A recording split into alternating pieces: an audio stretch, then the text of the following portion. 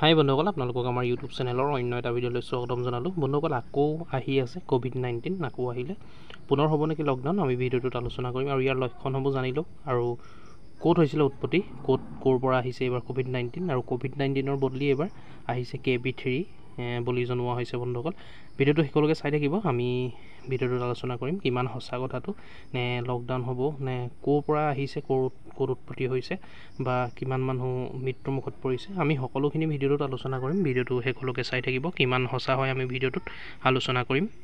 বন্ধুসকল, WHO ফালৰ পৰা জনোৱা হৈছে, আপোনালোকে জানে WHO ৱৰ্ল্ড হেল্থ অৰ্গেনাইজেশ্যনৰ ফালৰ পৰা জনোৱা হৈছে ক'ভিড KP3 আকৌ উভতি আহিছে। ক'ভিড সাৱধান, এইবাৰ নতুন ৰূপত জানি লওক লক্ষণসমূহ। দেখিছে আপোনালোকে, ক'ভিড KP3 ৰূপত ঘূৰি আহিছে বুলি কৈছে WHO ফালৰ পৰা। যিকোনো মুহূৰ্ততে বিশ্বত ব্যাপক হাৰত সংক্ৰমিত হ'ব পাৰে কৰোণা ভাইৰাছ, এক সমীক্ষাই কৈছে এই কথা।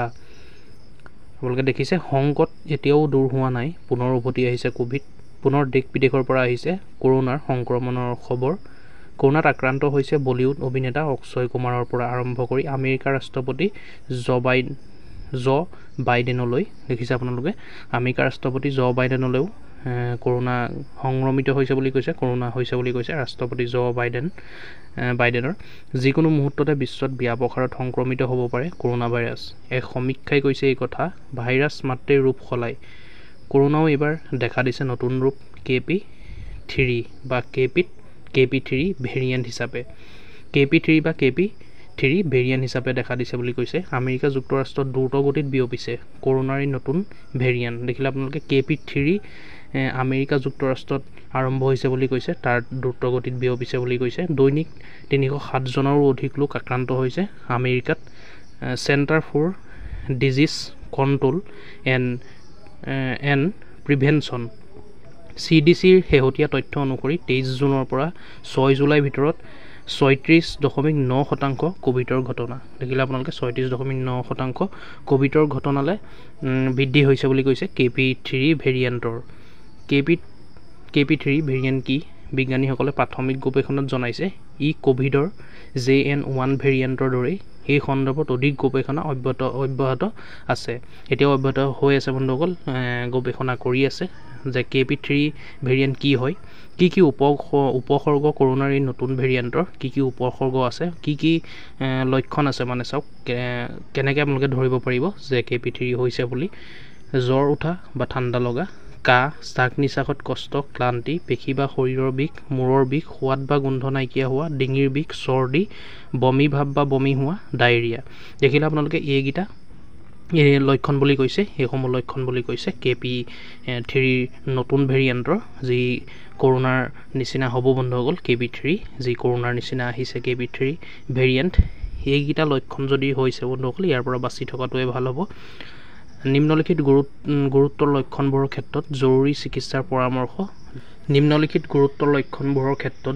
চিকিৎসাৰ পৰামৰ্শ CDCয়ে দিছে।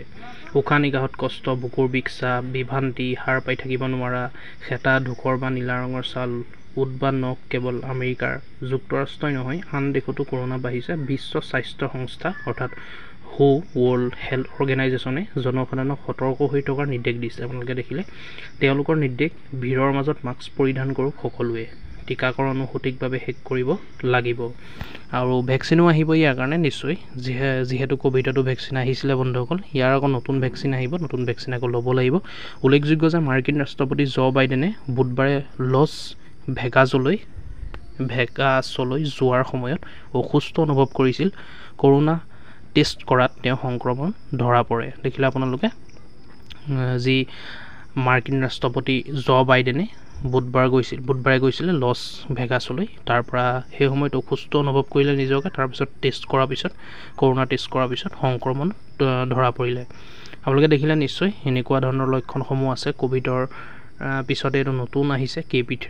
আৰু বন্ধুসকল, আপোনালোকে কমেণ্ট কৰি জনাব নিশ্চয় এইটো কিমান সঁচা, ক'ভিড-19ৰ পিছত এইটো অহাটো কিমান সঁচা, বা ৱৰ্ল্ড হেল্থ অৰ্গেনাইজেশ্যনে সত্য কথা কৈছে নে এইটো ভুৱা হয়। বন্ধুসকল, আপোনালোকে নিশ্চয় জনাব। এটা ৰিপৰ্ট অনুসৰি কোৱা হৈছে, যিহেতু এতিয়ালৈকে আমাৰ অসমত ইমান ইয়াৰ প্ৰচাৰ হোৱা নাই বা অসমত দেখা পোৱা নাই বন্ধুসকল, KP3ৰ কোনো মানে ভেৰিয়েণ্টে হওক বা কাৰোবাৰ হৈছে বা লক্ষণসমূহ আমি দেখা নাই এতিয়ালৈকে বন্ধুসকল।